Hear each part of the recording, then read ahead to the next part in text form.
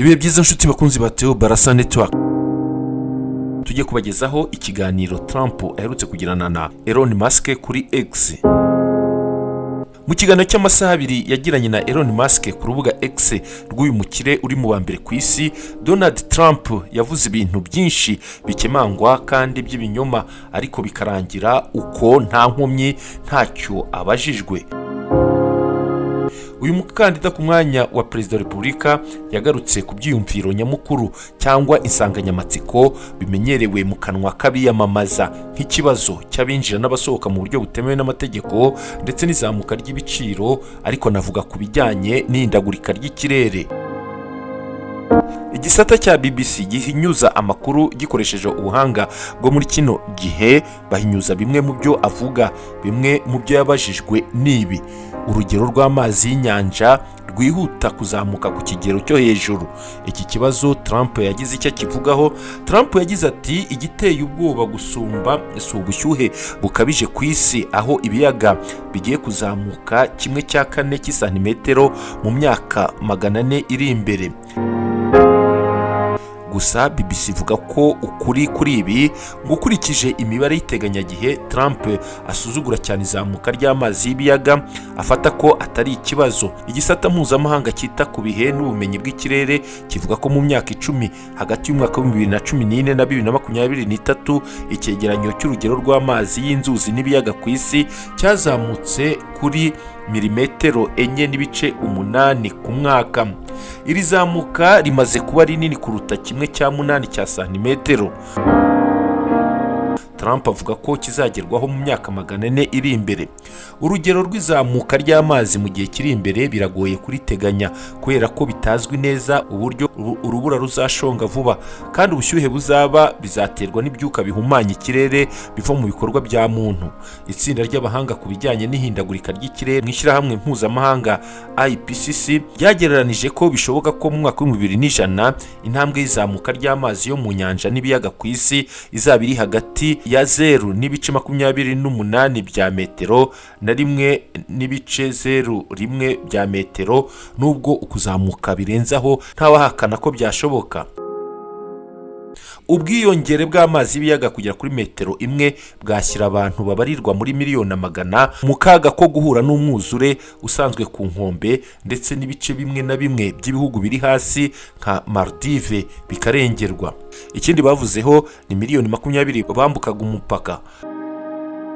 Trump ati, ntekereza ko miliyoni 20 z'abantu bambutse umupaka, ndibaza ko haza abagera mu mamiliyoni buri kwezi. Ukuri gutangazwa na BBC ngo ntibishoboka kumenya neza imibare y'abimukira baciye mu nzira zitemewe n'amategeko binjiye muri Amerika bakambuka umupaka w'amajyepfo mu gihe Perezida Biden yari ku butegetsi. Amakuru yemewe yerekana ko ari benshi, ariko atari uwo mubare Trump avuga. Kuva mu kwezi kwa mbere mwaka wa 2020 ikigo cya Leta Zunze Ubumwe za Amerika gishinzwe kurinda imipaka no gusaba imisoro ku binjira n'abasohoka kimenyesha ko abashinzwe umutekano muri Amerika babonye miliyoni 10.1 z'abimukira binjiye mu buryo butemewe, aho abarenga miliyoni 8 muri bo banyuraga ku mupaka w'amajyepfo. Iyi mibare ntisobanura byanze bikunze ko abo bantu bose binjiye muri Amerika bose. Bamwe bashobora kuba barasubijwe inyuma, kandi umuntu umwe ashobora kugerageza kwambuka umupaka inshuro nyinshi. Imibare yemewe irerekana ko hari ubwiyongere bugaragara mu myaka 4 y'ubuyobozi bwa Trump, kandi ngo ni nabo benshi kurusha abanditswe ko bambutse ku bundi butegetsi ubwo ari bwo bwose muri Amerika. Bavuze no ku giciro cy'inyama kikubye inshuro 5 zose. Trump ati, nibaza ko mu myaka 100 ishize nta gihe ifaranga ryari bwata agaciro kugeza nk'ubu, aho ibiciro byazamutse ku buryo akanyama k'ingurube gato bakunda gukoresha mu mugati bita bacon mu rurimi rw'icyongereza, igiciro cyako kikubye inshuro 4 cyangwa 5 ugereranyije no mu myaka mike ishize. Ukuri kwa BBC kuvuga ko ibi atari byo. Ibiciro byarazamutse kugera ku rugero rw'9.1% ku butegetsi bwa Perezida Biden, nibwo bwa mbere mu myaka 41, si mu myaka 100. Igiciro cy'akanyama k'ingurube bacon kazamutse ku bice 17% kuva Trump avuye ku butegetsi, nikikubye inshuro 4 cyangwa 5.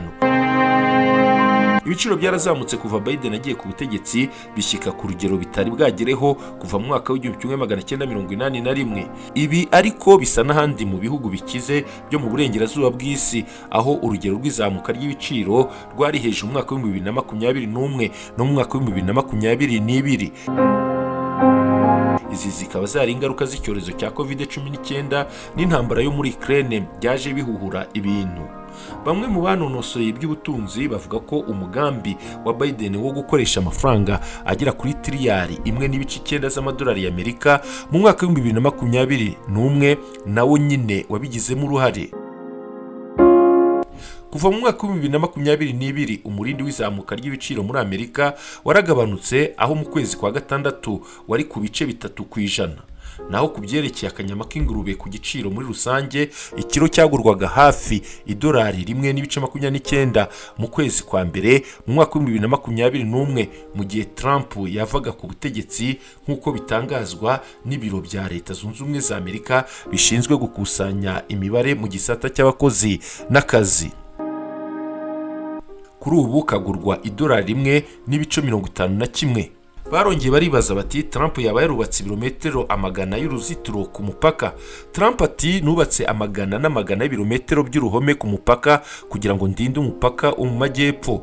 Ukuri kwa BBC bavuga ko uburebure bw'uruzitiro Trump yubatse ku mupaka ku gihe cy'ubutegetsi bwe buterwa n'icyo yifuje gupima, ariko ushyizemo uduce dushyashya hamwe n'ahasanwe cyangwa hagahindurwa ngo yubatse kilometero 720.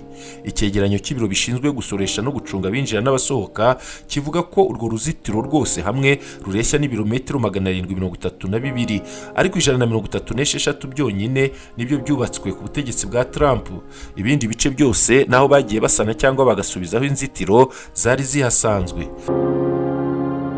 Perezida Biden yahagaritse iyubakwa ry'urwo ruzitiro igihe yajyaga ku butegetsi, ariko ubutegetsi bwe mu mwaka ushize bwemeye ko hubakwa igice cy'uruzitiro mu nzira yo kugabanya urugero rw'abimukira binjira mu gihugu. Icyo gice cy'uruzitiro rwemewe kubakwa ku butegetsi bwa Biden kingana na kilometero 32 ku mupaka mu majyepfo ku nkengero za Texas. Na nshuti bakunzi ba Theo Barasa Network dusoreje, mukomeze kugira ibihe byiza.